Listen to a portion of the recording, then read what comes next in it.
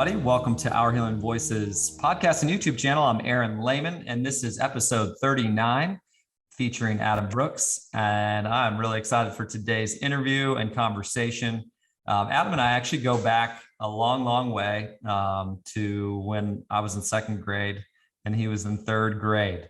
So we've known each other. We're both in our early 40s now. And so just feeling grateful for this longtime friendship. I'll share a little bit more about that.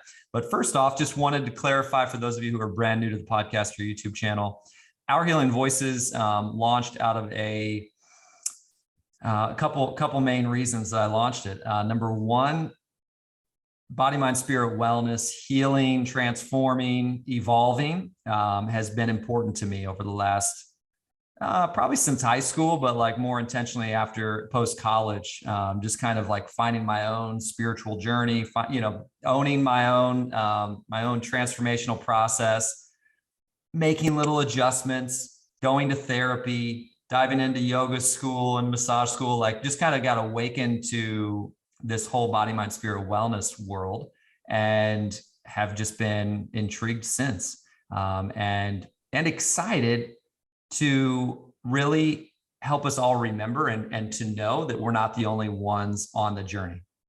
Sometimes, like after I've bawled my eyes out during a therapy session, I walk away from that and I'm like, exhausted, sometimes you can feel alone. Obviously, I just came out of that supportive space, and then it's like back to the real world. Here we go, and it's like, dang, are other people, in doing therapy too? Like, am I the only one doing this shit? Are other people also locked in? So it's this, the thing that I've found over the last 20 years is the more I have my eyes open, I start to realize like lots of people around the world are doing the mirror work. They're looking in the mirror, they're making little adjustments, they're choosing the growth mindset. They're seeking healing opportunities and modalities, and just realize like I'm not the only one. And that continues to just, I'm reminded of that almost daily if I have my eyes open, that I'm not the only one doing the healing work or engaged in the healing process or in the transformational process, evolutionary process, whatever you want to call it. So that's one reason I wanted to do this podcast. It was like, hey, I want us all to realize like, you're not the only one. I'm not the only one. It's kind of like maybe it's a little bit of a selfish reminder to myself, right? Every time I do an interview, I'm like, yes, I'm not the only one. This feels good. So hopefully you as a listener can be reminded today that you're not the only one engaged in this transformational process.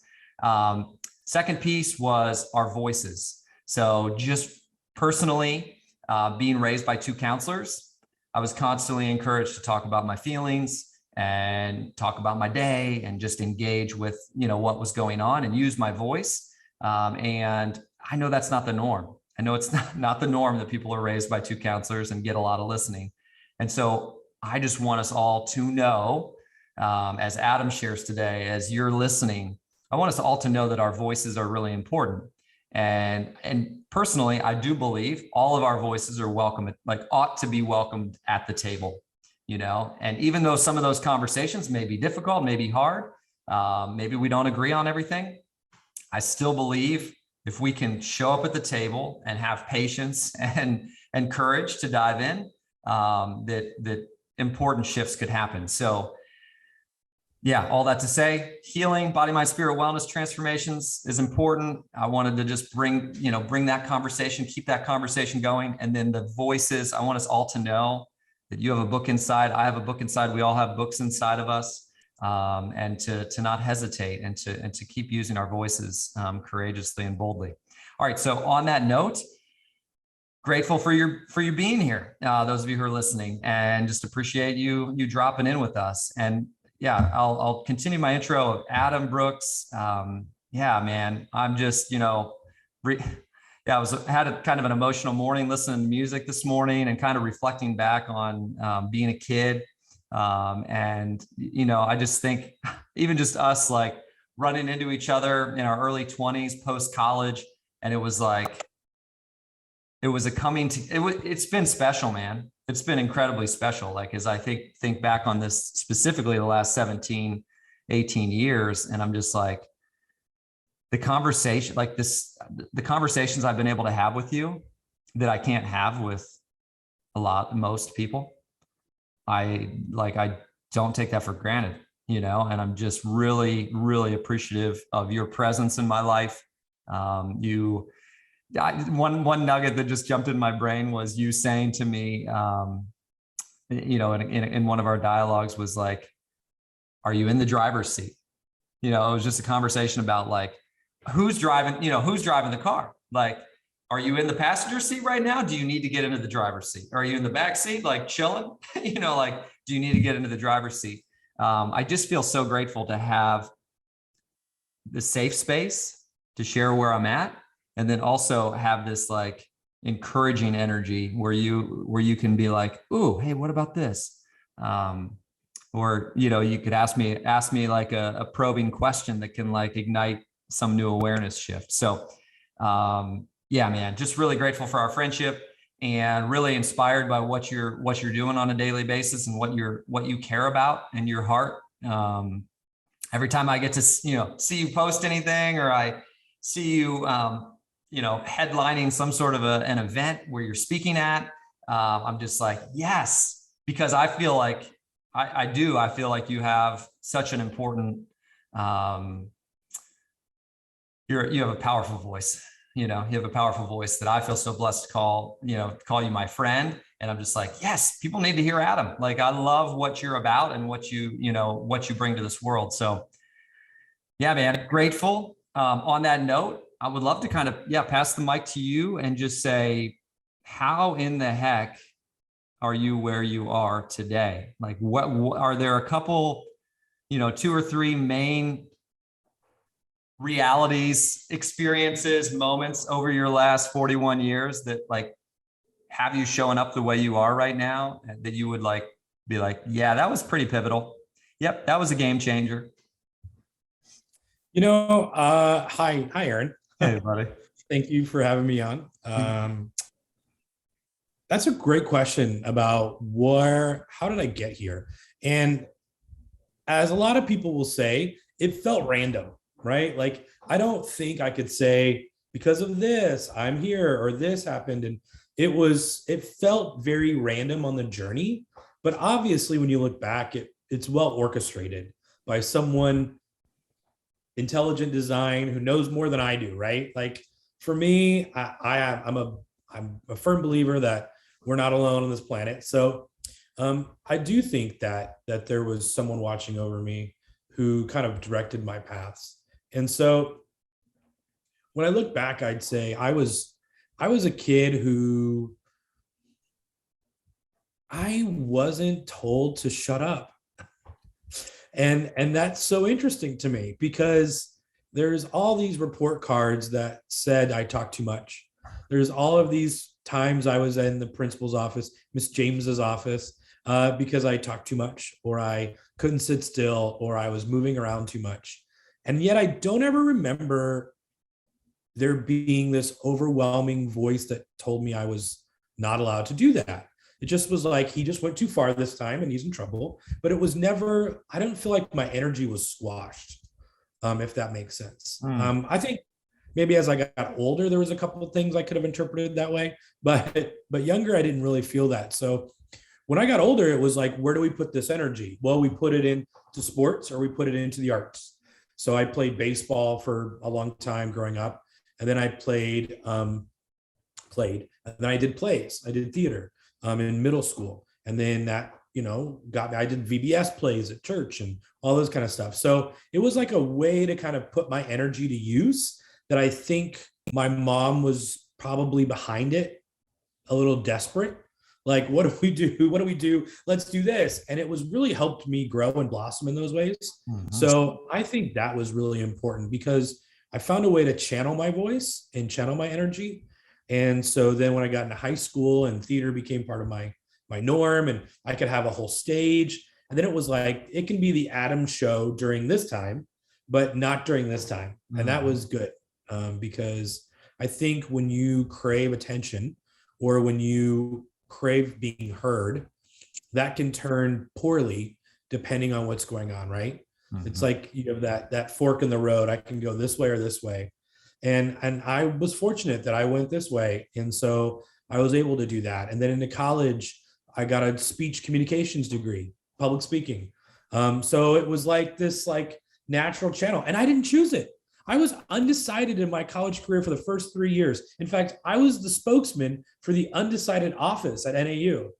There was a card that went out with my picture on it, and it was like, you don't have to know what you want to do when you grow up on the back. It was crazy.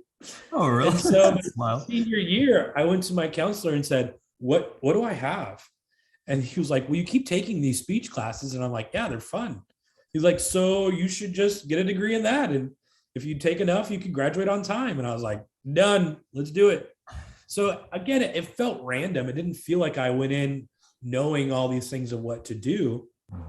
Running into you, I was a substitute teacher for the Peoria district and the Deer Valley district because I didn't know what I wanted to do. I was actually a youth pastor at the time, and I wanted to become a substitute teacher so I could spy on my kids. I could go like have lunch with my youth kids at Centennial or Cactus or whatever, and kind of see them. And then all of a sudden, I really liked teaching. I enjoyed it. And I long-term subbed in a special ed class at Ironwood and was like, what do you mean? What's a learning disability? Not everyone, you don't have to, there's a spectrum to special education. I didn't realize that. I'd always thought it was just kids with, kids with Down syndrome or kids with severe intellectual disabilities. I didn't realize that it could also be kids who don't read good, right? Like there was this whole other thing. And I thought, wow, this is so fascinating. And so for me, kids who struggle with a learning disability were the underdogs in education because they were able to look around and say, I don't fit. They're all getting it and I don't get it. And there's something wrong with me. And for me, that was where I found my niche and my place, because I never thought of myself as a good teacher because I didn't care if they got the math problem right. I didn't care if they understood what a present participle was. You know what I mean? Like, cool. I can't even spell it, so it's fine. But my job was to make them feel confident to attempt, to give kids confidence. And if I could do that, then that was what I wanted to do. So then I became a teacher, and then I got a master's degree in education, and then I got a master's degree in leadership development. So it felt very random, but when I look back, it was all pieced together to where now I own an educational consulting company. I travel and I give speeches. I work with schools on how to develop and teach kids who learn differently. All these things that I had been doing that are now set me up for this perfect kind of storm to be effective in what I do. Wow. That is wild. How it just kind of like, well, I mean, what a gift as flashing back to channeling that energy into the theater world. I mean, what a gift that totally you had your mom and mom kind of in your corner, dad in your corner, being like, hey, here's an avenue. I found out in college that my mom had met with my elementary school principal every summer to decide what teacher I should get, because they wanted to make sure the teacher could handle my energy. And I never knew that. I just thought I had a lot of great teachers in elementary school. And so apparently my mom and Miss James handpicked them, which is crazy. I never even knew that. That's wild. And how great of like a principal to like let a parent do that. Like that's where we look at education working with families, not working in spite of or against. Totally. Wow. Yeah. So the theater world really kind of allowed you to, that space, being on the stage felt like, allowed you to share your voice in powerful ways. And then, college communications, then you go into the classroom and you're like intrigued by that. You're a youth pastor, leadership. You study, you went and got your master's in leadership development, you said? Yeah. And it's like, I mean, you have this desire to help guide people. Then you talked about the special needs, like the special needs community, where it was like, how can I be present for these kids who feel like they do not belong at school, right? Where it's like, and you spent a lot of years and now are helping lots of people. Dude, that is what, yeah, as you think back on the journey this last 20 years, like since I met you at Ironwood, subbing, like as you think back on the last 18 years, and I know it's like maybe not be your favorite question, but what, like what were there a couple moments where you're like, this is where I'm supposed to be? Like this is, I'm doing what I'm supposed to be doing right now, where you're like, oh yeah, this is dropped you into your heart center. So I was probably 22, no, I was probably 23, 24. And I had grown up with this mentor, this spiritual mentor that I went to Bible study at his house in high school. I met him at a junior high winter retreat where I gave my testimony as a 13-year-old, whatever that was. And he spoke, and his name's Henry Rojas. And so he called me when I was 24 and I was still doing youth ministry. And he said, hey, I'm working at this eating disorder clinic in Wickenburg, and we need chapel speakers. And we have a bunch of old dudes who come in and talk to these young girls, and it's not super great. So they're fine, but we were looking for someone younger. I know you do youth ministry and you're a good speaker, so can you come try it? So I went out there and I spoke to the girls who were young, 8 to like 17-year-olds. And I was terrified because I was 24. What do I know? I keep thinking I need to, save people. So this is like, what are you doing? This is an inpatient facility. And so that was tricky, right? I wasn't sure how to do that. But what was interesting was about 6 months after doing a couple, this guy walks in and says, hey, I want you to talk to the adults. And I said, no, I'm 24. What do I have to say to the adults? And he was like, no, I think you should do it. We signed you up. You're going to do it today.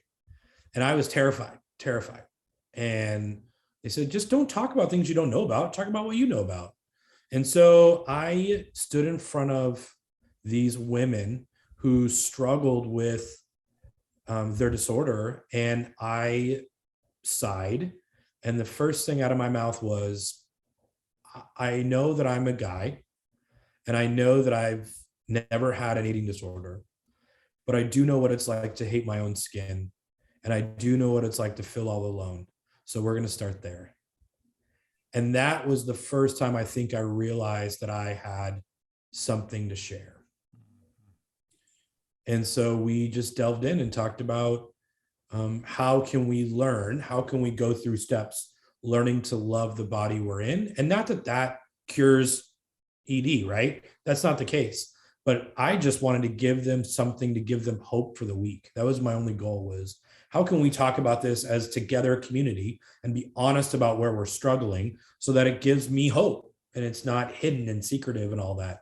So it was probably more helpful for me than it was for some of them, because for me, it just was really a way to admit that I had been on stage because I didn't necessarily like who I was. I had have all this energy that I felt maybe was out of place in other situations. So it was easy for me to kind of have that. But after I had that connection, I think that's when I realized, oh, I actually have a message. There's something that I have that that maybe I can share or I can figure out on my own. So that was probably really pivotal for me. Mm-hmm. And I worked there for 8.5 years, speaking to women and young girls, and even young boys. We had for a facility for them for a while. Mm-hmm. So did that work for about 8.5 years. And that was some of the hardest and some of the greatest times. I mean, yeah. When you have an audience that isn't choosing to be there, it got me really good at doing student assemblies. Right. Yeah. Whoosh.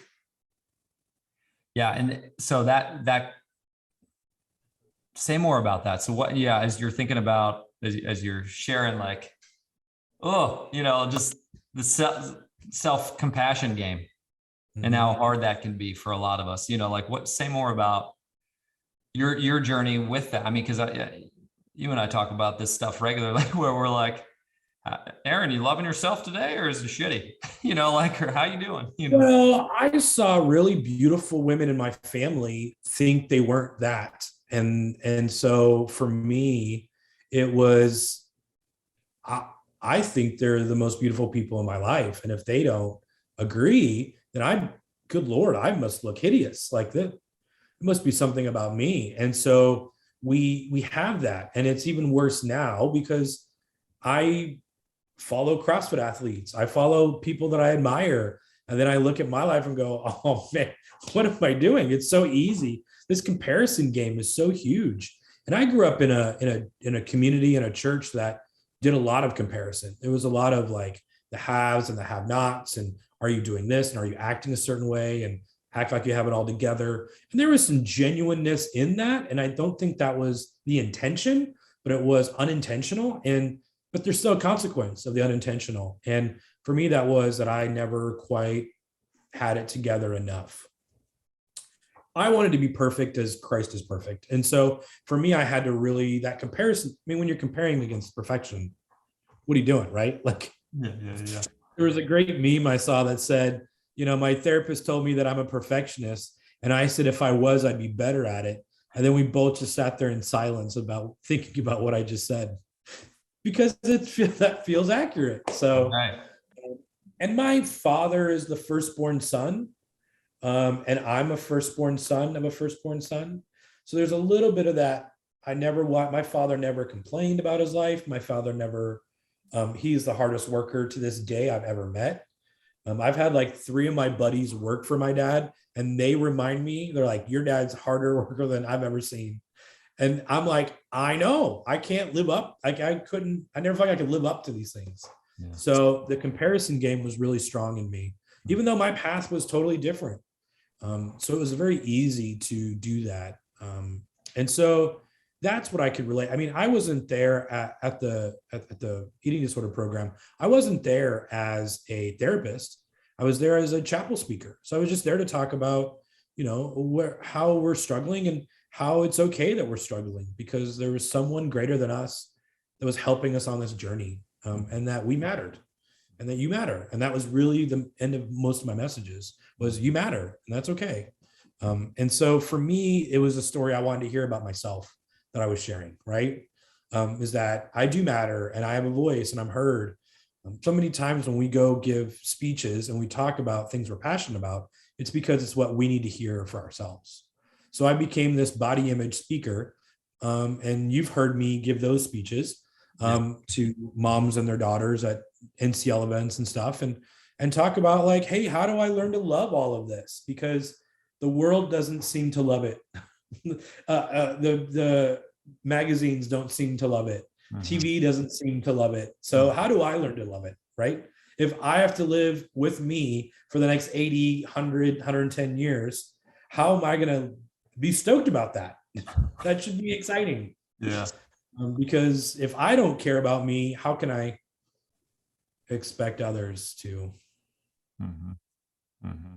I always talk to kids and I say, we run around saying, hey, I hate me, but you should love me. And it's like that. How is that a good relationship mantra? Even as a 40-something-year-old going on dates as a single man, like I hear these messages unfortunately from these people I go out with who are just like, yeah, I don't really, they're self-critical and all that. And I'm the same. Yeah. Did I tell you the story about the guy at the gym? It's so funny. Yeah. I go to this CrossFit gym, and now we're just hanging out.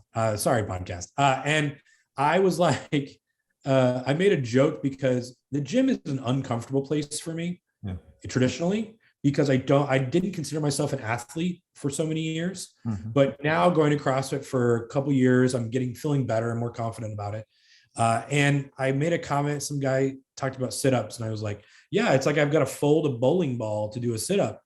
And he looks at me and he goes, what was that? And I said, oh, it's not funny. I was just trying to be funny. And I tell him again, and he goes, oh, self-deprecation, huh? Interesting. And he just walks away. But it was such an interesting reminder of like, dude, what are you doing? Yeah. You don't need to make these jokes, but it's such my default that I'm learning how to like let go of the default and say, hey, that was hard, but I'm going to do my best. And nobody's ever asked me for more than that ever at this place or any gym. So the pressure that I find is what I put on myself, not what other people put on me. Mm-hmm. So, wow. anyways, that's some good stuff right there. The comparison world.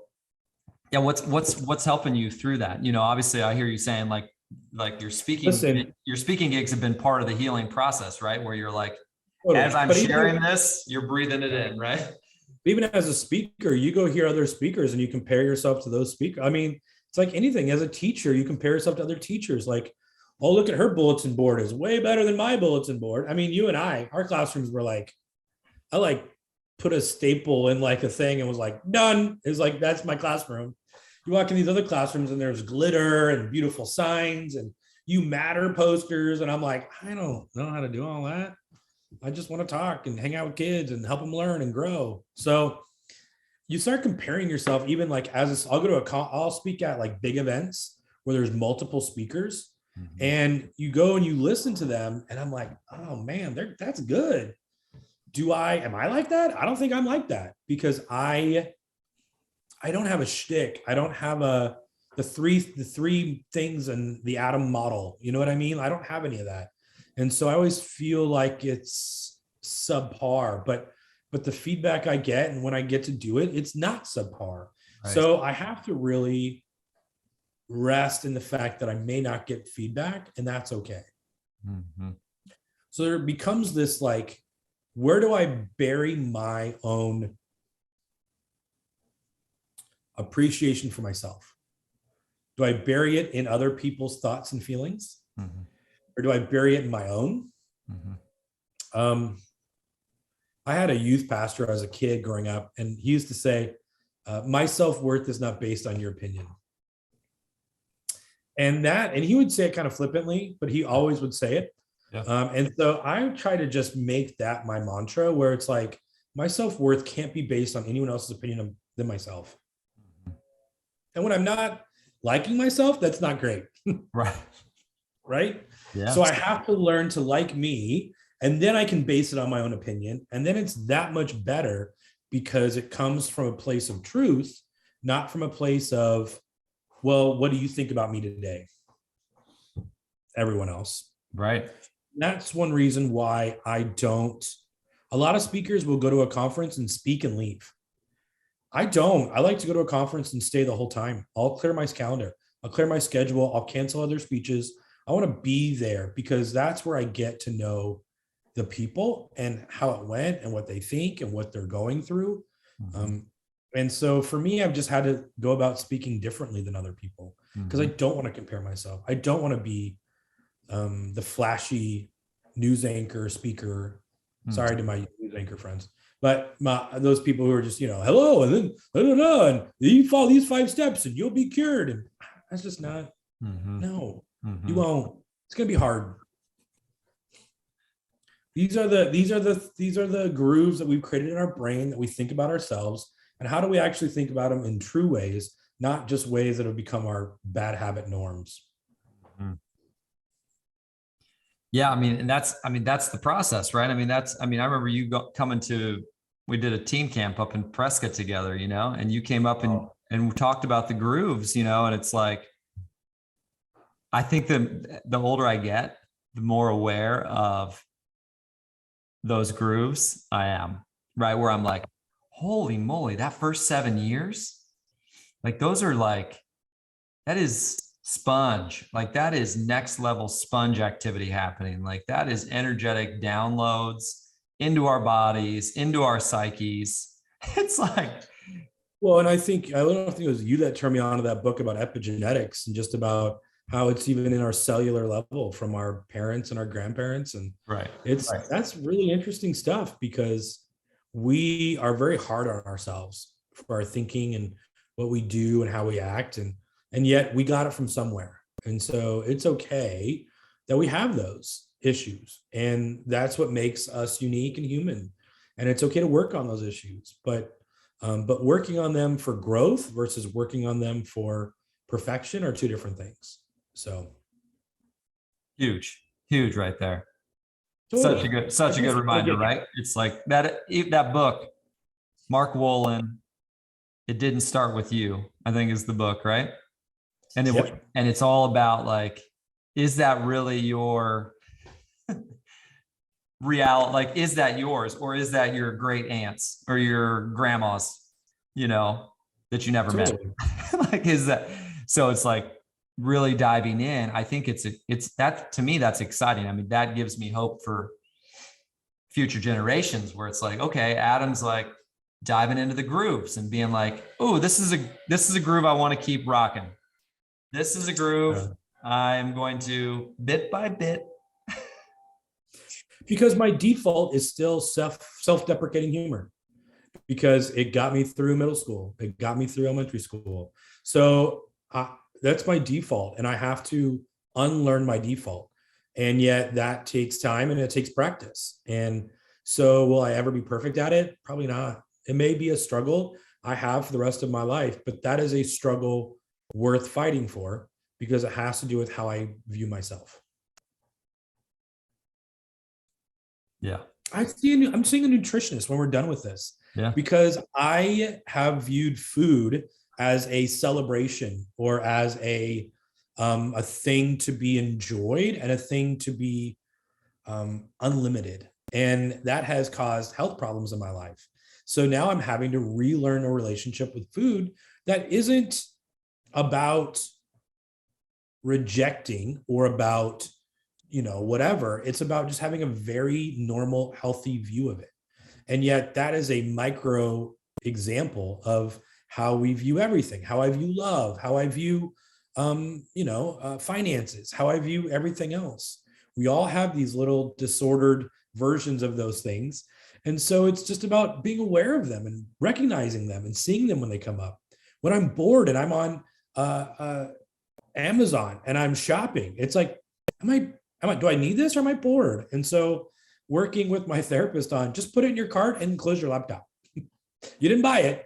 So you get this feeling of like, I could maybe buy it, but I didn't buy it yet. And then go for a walk, and then come back, and then see how you feel.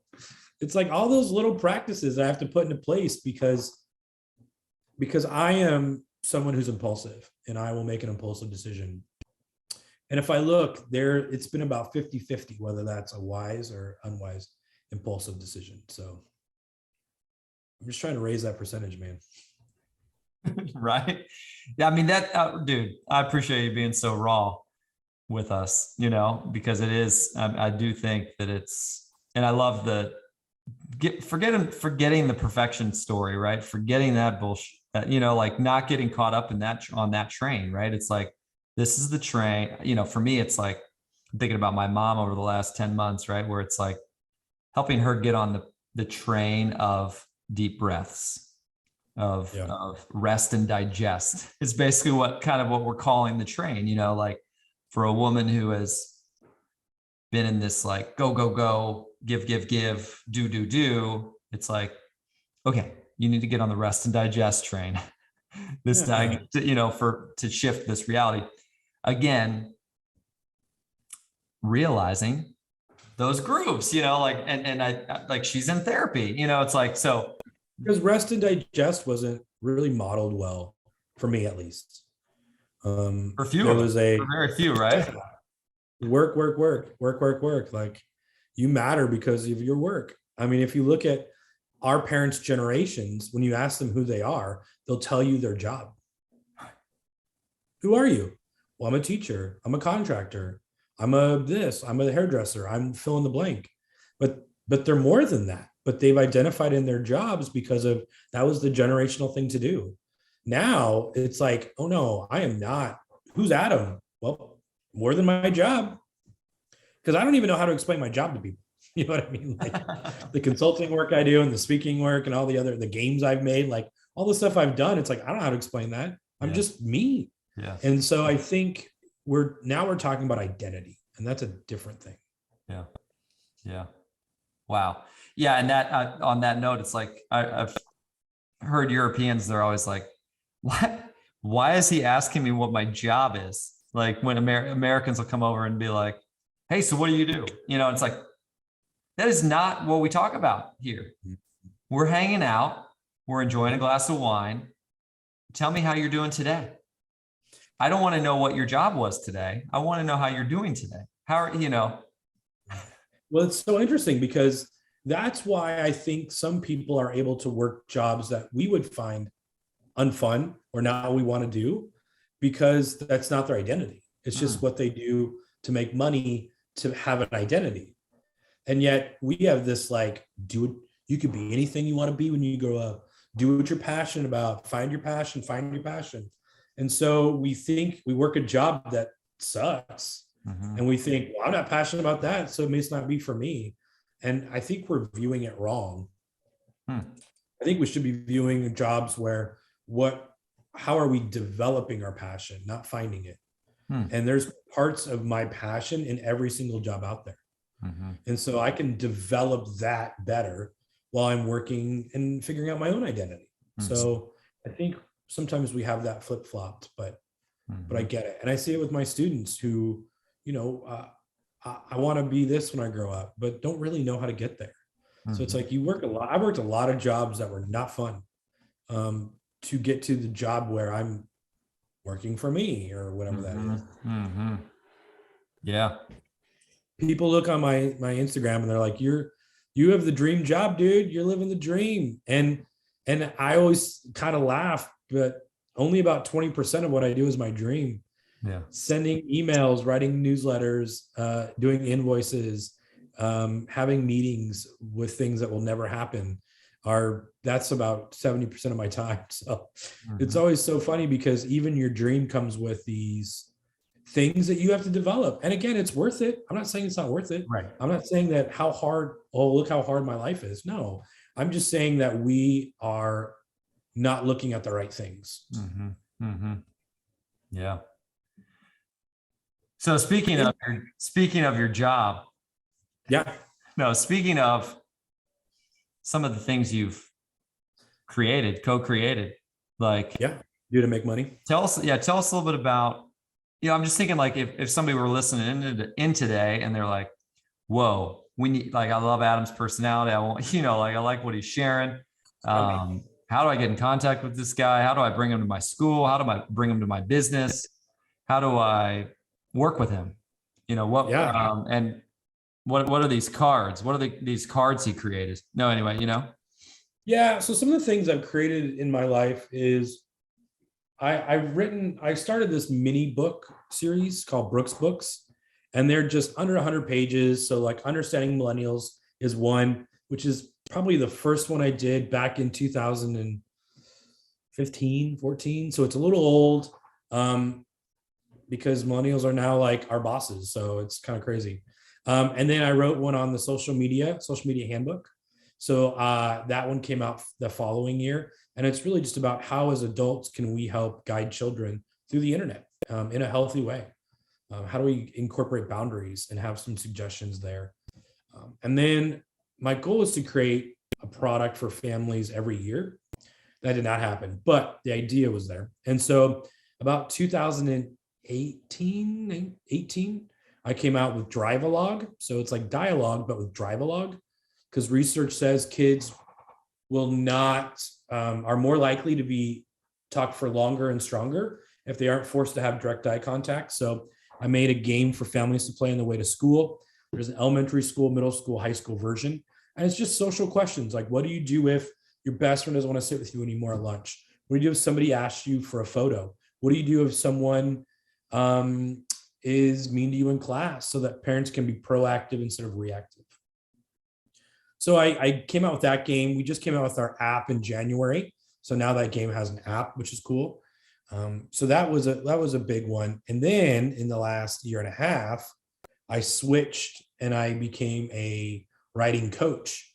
And so I actually helped this amazing couple. Well, I helped someone write a book on falls for the elderly, which was really funny because it's interesting. I've never done anything. It was more like this medical physical therapist who wanted to help prevent falls from the elderly. It's one of the biggest issues elderly face. So I was her writing coach and helped her organize and figure out and write this book, which was great. And So through that process, I ended up helping your parents help them be a writing coach to come out with their book that was just launched this last month, which is called Embracing Amazing. And so, yeah, that's some cool stuff I'm doing. You can always find my website is adamleebrooks.com. Super simple, super easy. I always tell people I want to be a resource. There's a lot of people out there who are inaccessible, right? Inaccessible. They show up, they give a speech, they get on a podcast, and you can't get a hold of them, never hear from them. And I try to respond as much as I can to everybody I can. So, yeah. Amazing. So that's super helpful. I'll make sure I put all your info. Yeah, I'm nowhere. Those of you who are listening, those of you who are listening in, I'll have it in the description and everything, and you can get in touch with Adam. Anyway, I appreciate you dropping us in on kind of books, the drive-along cards. Man, I mean, consulting, helping people write books, helping my parents write a book. I know they felt so blessed and grateful for your willingness they said that Adam kind of served not only as a consultant, but also as a counselor, because writing a book with your spouse is not exactly easy. Well, and writing period isn't easy. A lot of people tell me, hey, I want to write a book. How do I write a book? And I'm like, listen, my best book was 70 pages long. So it was like a glorified pamphlet. It's hard to put your heart and soul onto paper and just have it out there for the public to look at and to criticize. And there's a lot to criticize. Don't get me wrong. I have never been called a professional writer. That is not what I do. Mm-hmm. But I just find there are ideas and thoughts and helpful tips and tricks out there that need to get in more people's hands. And I found that more compelling than my fear of other people's judgment. Mm-hmm. So for me, that was enough of a impetus to kind of push me over the edge to say, I got to do it. Yeah. There could be things misspelled. Yeah. I could have said things better. I don't care. I just need to get helpful things into people's hands more. Yes. And so that's kind of become it's also a way for me to fight my perfectionism, mm-hmm. because otherwise I would never get that book out. Yeah.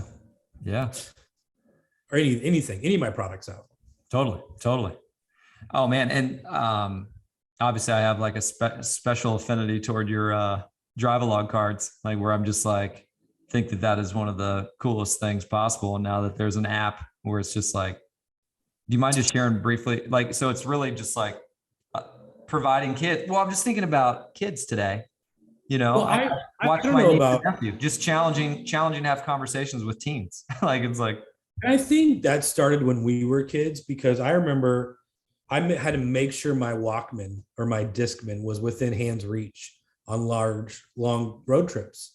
And every once in a while, the batteries would run out and then you're just done, right? You don't have, what are you going to do? And so sit in the back seat on long road trips, because my mom was from Chicago and my dad's family's from Tennessee. So we used to drive back there, and just looking out the car window, I would find myself asking just really awkward questions. And I wasn't really sure how to ask them. I remember asking my grandmother how she felt about my mom marrying my dad, because my dad had been married before and my grandmother was Catholic. And so I remember asking her that in the car. I was like 12. And I remember driving home from youth group one Wednesday night, and I probably was like 13. And I blurted out loud in the backseat of my parents' car, like, I like to swear at school. I was like feeling convicted, I guess. So we sat up that night and talked about, what do you think swearing is? Okay, you definitely, those are not okay. So yep, we're on the same page. And so we had a conversation about it. So there was something I think we all know at a young age where there's a safety to kind of look out the window and just say things. And so I wanted to give families a chance to capitalize on that. Sitting them down. A lot of times we as families want to make a big deal out of conversations. Let's talk about puberty and let's like make it special. We're going to have a weekend getaway. We're going to talk about it. I'm going to use metaphors and all these things. When actually the research says that parents should be touching a topic about 10 separate times before a kid will be willing to actually talk about it. So if we can just keep going and we make it a normal part of our conversation, then that's healthy. That makes sense. But if we bring it up one time and and someone freaks out and we never talk about it again, that's the unhealthy part. And that's the part that I'm trying to break, those habits. So Wow. I never heard that takes like 10 times for like a I mean, kid obviously actually. it depends on the kid, depends Yeah, on the relationship, yeah, but totally. yeah, in general, it Totally. definitely takes. So when we talk to our kids about, sex, drugs, and rock and roll, we should be doing it in increments where it's like, hey, let's talk about this. Hey, let's talk about this. Hey, and we just casually keep bringing it up week after week. And at Mhm. some point, it's like, oh, this is a safe place to talk about that. We should Mhm. be talking. Okay, let me talk about that. Mm. But it's when we only bring it up once and we never bring it up again that it just makes it more awkward and harder. And then our voice isn't in the room. And when your kids are making decisions about those things, you as a parent, your voice should be in that room. Mhm. Yeah. Wow. Yeah. So huge. That comes from so I did a TED talk a while back, a Yeah. Gilbert TED talk, Oh, TEDx, and it was called Generation Z, Busy, Numb, or Bored. And it was really talking about this generation currently and what we can do to really make sure we are the coaches of this generation. mm. And so that was interesting. And that's where I got some of that research, was some of my work on that and that kind of stuff. Wow.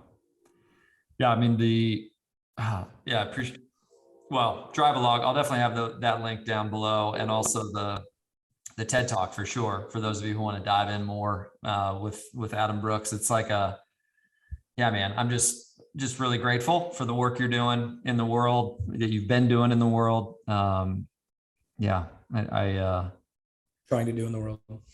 yeah, it's, I mean, again, all of us have, we get to decide, right? We get, it's like, who knew when we were building, pyramids out of sugar cubes in second and third grade, in our little Project Ideal class, who knew what we would get into in the future, and I was, yeah, I think it's just continuing to like figure that out. Right. And then on the healing path, it's like, sometimes it's hard to even have a vision, right? When it just feels like that, there's too much going on in the house, or there's too much going on at home, or there's too much, it's like, Well, and there's this yeah. idea of like enough, right? Like you and I both, we could have stayed in the classroom and taught for 30 years and we would have had a great career and Mhm. we would have touched a lot of people's lives and it would have been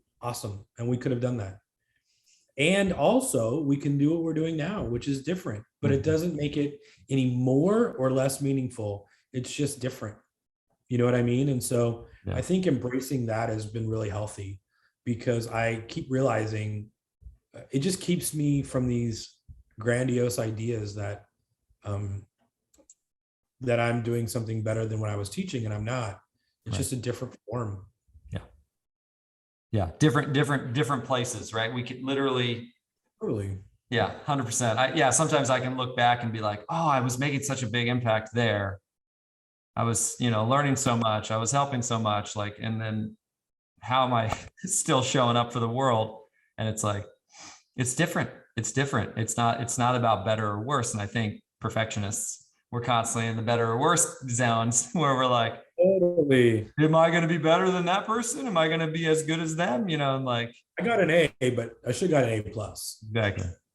Exactly. Yeah. So how to quiet that voice and then be like, all right, my unique voice is feeling led in this direction, right? My unique voice is feeling like this is what I want to share with the world today, or what I'm gonna, the degree I'm gonna pursue, or the certificate I want to pursue. It's not What I don't think one way. kids today are able to share their voice. And that's one reason why I got so passionate about those drive-along conversation cards, because I think their voice matters and it's important. And yet it's so easy to turn to this. And now we've got a simulated voice. We've got a false sense of community. And so it just makes it changed a little bit. I was gonna say perverted, but I mean that in a way of like change from the norm, right? Like not in the classic sense, like it just makes it different and not always helpful and healthy. So Yeah. Um, But well, I'm thankful for this journey with you. I'm thankful that you're starting things like this, because I think that's the healing conversations that we're not having. Mhm. It's hilarious because I do a lot of first dates, which is why I need to write a book called 100 First Dates and just If you do. talk about all my dating experiences. Because I'm really great at And a movie. cocktail parties And a talking about movie, you these. said? And a movie. Oh, no, no, no. I just need to make sure I change all the names to protect the innocent, mainly my name. So my new writer's name is just going to be Andy Lehman. So, no, I'm just kidding. But he's not gonna be like, I'm gonna get a message after this, man, after this. But I'm always the first one to bring up the fact that I'm in therapy, because I want to see the reaction, and B, I'm curious about their own work. And it's amazing how many people are out there doing their own work and aren't talking about it. And I find that really interesting. I mean, I'd say 8 out of 10 people I've talked to are like, "Oh, I'm in therapy too." And I'm like, "Well, why are we not like just talking about it? Like, it's okay. It's fine. It's healthy. I'm glad I am." Yeah. Yeah. But yeah. Yeah. Totally. Yeah. I mean, the therapy. Yeah. Poor Molly. I mean, I got to tell you, my therapist, Molly, she's got to be just, I've got to be driving her to drink or something, because after every session, I'm like, "Hey, I'm apologizing because that was a lot of dump. I dumped a lot on there." Oh man, that cracks me up. No, you know what? Paying someone to like have them listen to you is real tricky, man. You know why That is hard. Like dude, this. that cracks me up because I literally am like this morning. I'm apologizing to Sara because I wasn't in my bright and cheery self yesterday. I was just feeling a little off. You know, like I'm apologizing because I wasn't grateful and joyful. Right? I'm telling my sister and sister-in-law, like, "Hey, I'm sorry I've been MIA with the oils." Like, "I'm sorry." It's like, what is that? I mean, it's like, okay, I'm doing I my ask for my best. grade every couple of weeks. I ask for my grade in therapy. I'm like, "Am I getting an A? Is this an A?" So I guess we could just say we got trained by the system to constantly be wanting a report card. Yes. So we're constantly grading ourselves. And what's funny is my report card wouldn't change. It would still say talks too much. Can't keep hands to himself. Keeps getting out of his seat. Sorry, Miss Pickerel. I apologize again. Miss Maryfield Nelson, I get it. I'm so sorry. Oh, I love it. Oh man. She'll actually maybe even hear that at this episode. So what, as you think about your transformational process the last 20 years, I mean, shoot, more intentionally, right? The last 20, I would say, probably. What has helped you? Like, or what might, having walked through your transformational journey and still in it, it's not an over and done thing. What might you recommend to somebody who's like kind of just starting to be like, "Oh, wait, what was that book? I want to read that book." Or, somebody that's just kind of like, "Oh, I kind of think maybe I could benefit from therapy, but that's scary. My family's told me not to talk about my feelings." Like what might you offer somebody who's newer into this world? If I look at pre-therapy Adam, which it's only been like 3 years, so it's not like I've been in therapy for 20 years or whatever. Yeah. I've only been doing it for 3 years, and I'll probably do it for the rest of my life just to check in, just because I've found so much success in it. But pre that, there was books I read that were really transformational. Books that you and I read, Mastery of Love is that Don Miguel Ruiz? Mm-hmm. That's a crazy, amazing book that just revolutionized how I viewed love in my life. So that was great. That was a phenomenal book. So things like that, things like The Inner Voice of Love by Henry Nauen, about his journey of seeking boundaries and health and dealing with his relationships, was amazing. He's a former priest, and so he had that religious aspect that I could appreciate too. All the Brennan Manning stuff was great. You know what I mean? Like, these things were really helpful for me to not feel alone. Mhm. Messy Spirituality by Mike Econelli, another one. These were just great, like quick reads when I was in my 20s that helped me go, oh, like other people think different things, and it's okay to be able to think this way or process this. So I think that stuff was, of course, very helpful. Mhm. Um, I think as I've gotten older, though, I would say it's okay to ask those questions. I think when we suppress information, it turns into depression, and depression comes out in ways that aren't great, right? Anger, violence, sadness, all of these things. And that's what I see with this like conversation about masculinity, these conversations about all these other things, is we have this suppression of things that turns into depression, and then it comes out. So people I know that are very angry and very violent are typically, it's because there's some suppression and depression happening.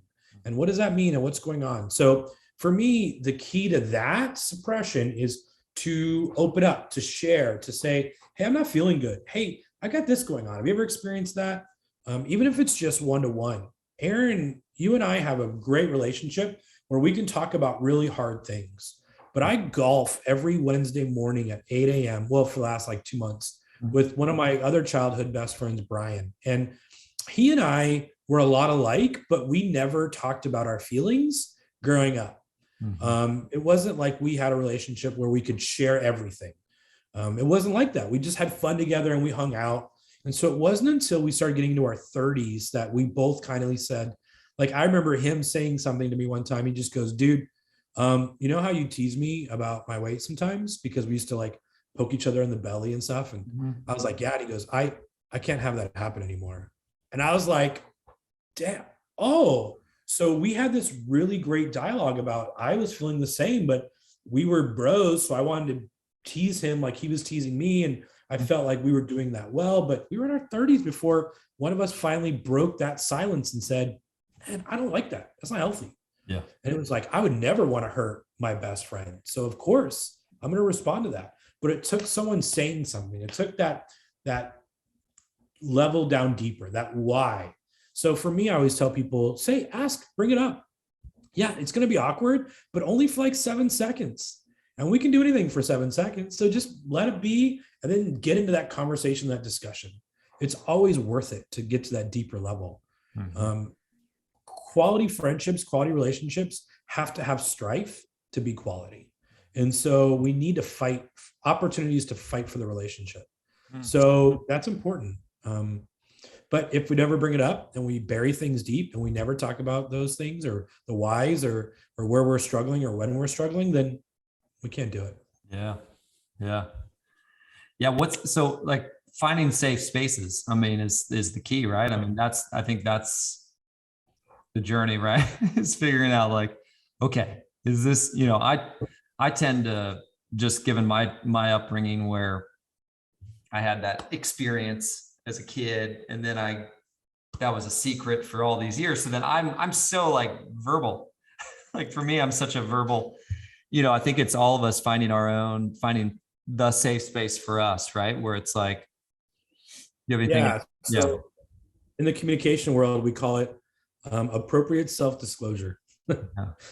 When do we self-disclose things in an appropriate way and in a safe way?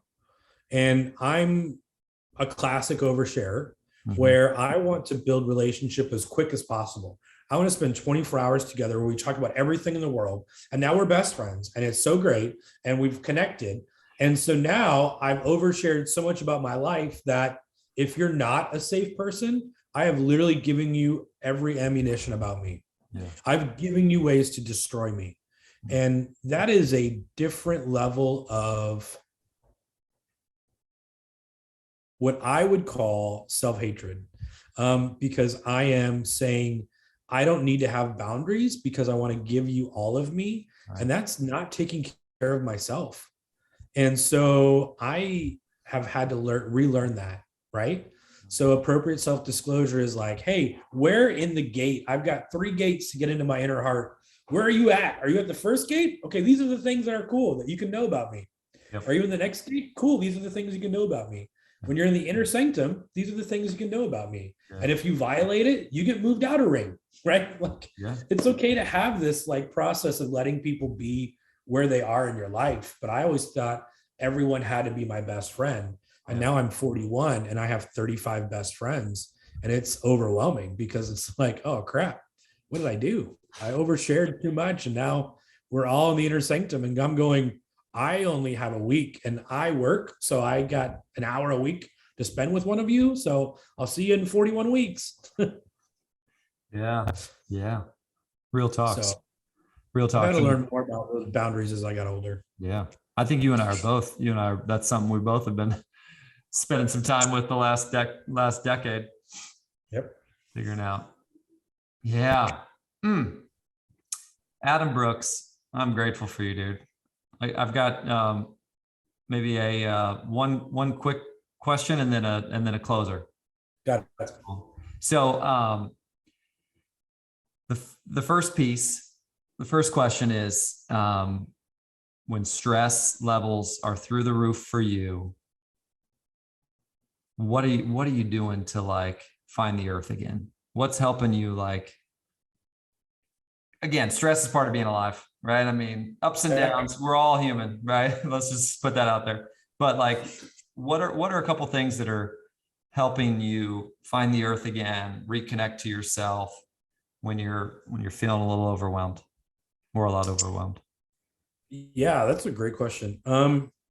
Lately it's been being consistent with the gym has helped me remind myself that my body matters. So even if it's going for a walk down the road, I've started walking more, listening to books more. I know it's about to be 1,000,000 degrees in Phoenix, so that may change, but right now the gym has been helpful. I don't think I ever would have, the 20 something me wouldn't have said that, but I would have said the club, but this is a different type of club. But it's enabling me to be in my body and move my body, which is good. Coming to visit you, running to California, because there's something about being able to be on the beach and the water, and I can do that here, but it's just different. It's just called the desert and sand here, so it's a little different. But for me, traveling gets me out of my head, and new perspective. So I find traveling really helps. And then a hobby. I've created hobbies. So me and some buddies bought a comic book publishing company in December, and I collect comics now. And I never did as a kid. I didn't start collecting comics so I was like 37. And I just organize them. I collect them. I look them up. I find new ones. I find my favorite artists. And it's a way, again, to distract me from those things that are stressing me out, that are filling my emotional bucket, so that I can objectively learn how to take them out of my emotional bucket. Because that's why I do grateful journaling. That's why I do meditation. That's why I read. That's why I listen to music, is to unload that emotional bucket. But sometimes hobbies, woodworking, organizing, all that kind of stuff helps me get out of my head enough to be able to do those things. So those are beautiful. Probably my go-tos right now. Yeah, those are great reminders. Just as I'm hearing you talk about them, I'm like, oh yeah, why not? Yeah. The comic book thing, like hobbies, right? I mean, I think we get like in our 30s or 40s and we're like, starting something new, what? But the fact that you're like, I became a comic book collector at 37. I mean, permission granted, folks. Like, yeah. Well, I'm in this collectible world now, and I see these like grown-ups who have these toys and pops and collecting all these things, but I see how much healthier they are and how much it brings them joy. And so that's no different than somebody who goes on long motorcycle rides or rebuilds a car in their garage or does woodwork. You know what I mean? Like those are all just ways of us saying, I need something to take my mind off this, so I'm going to do this. And I just think that's really healthy and helpful. And yet we don't do it. And I think parents especially struggle because their hobbies are taking their kids to sports events, taking their kids over here, and they become the taxi driver more than they have a hobby or whatever.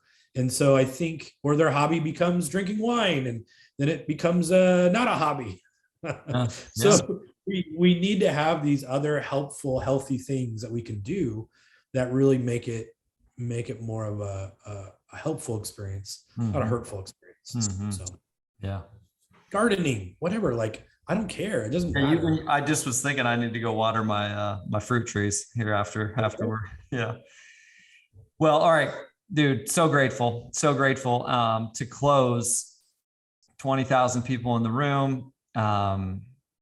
We know this video's, over the next decade, it's going to go viral. And so, yeah, what do you want us to walk away with? What do you want us to, obviously you've given us so many great pieces throughout this whole conversation, but like, if there were 2 or 3 nuggets that you're like, hey, consider this, mull over this, chew on this, breathe this in. Are there 2 or 3 things you invite all of our listeners and myself and yourself to breathe in? Well, I mean, the most famous thing I'm used to saying that I still say it because it means so much to me is we all look at our lives and see how far we have left to go, but we rarely look back and see how far we've come and are proud.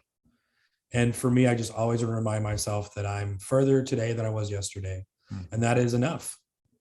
And so I want to leave everyone with the fact that you're enough. Yeah. Yeah. Can that be all? I don't think I have anything else. Yeah. Breathe that in. I'll breathe that in. I don't think there needs to be anything else. Yeah. I think that's just, yeah. Especially for us perfectionists, when we're always looking to the future of what's next, or how can I make this next thing bigger, or do better, or do better. And it's like, man, you've already come so far. It's okay. Yeah. Celebrate you now, right? Breathe in. Yeah. If I leave this earth tomorrow, I've had an amazing life and amazing experiences. I feel pretty rested in that. Yeah. Yeah. I would like a lot more. I will say that. Yeah, same. Right. Yeah, a little PS. I choose way more. I choose a lot more. Yeah. Totally. Don't get me wrong. There's not a hole in my backyard or anything. I'm just excited for what's to come. Totally. Well, hey, this was episode 39 of Our Healing Voices podcast and YouTube channel. Thanks for joining. Know that you can find Adam's links and his contact info in the description for those of you who want to dive in and co-create some magic with him in the future. Here's to you, each of us. May we continue to have courage, just one day at a time, to make little shifts that make our lives better and also make the lives of those around us better. So one little baby step shift is enough. It's a big deal. It's a big freaking deal. One little baby step shift. So keep being courageous and know we're cheering you on. Adam, I love you, man. Thanks so much, brother. Thanks for having me. Love you guys.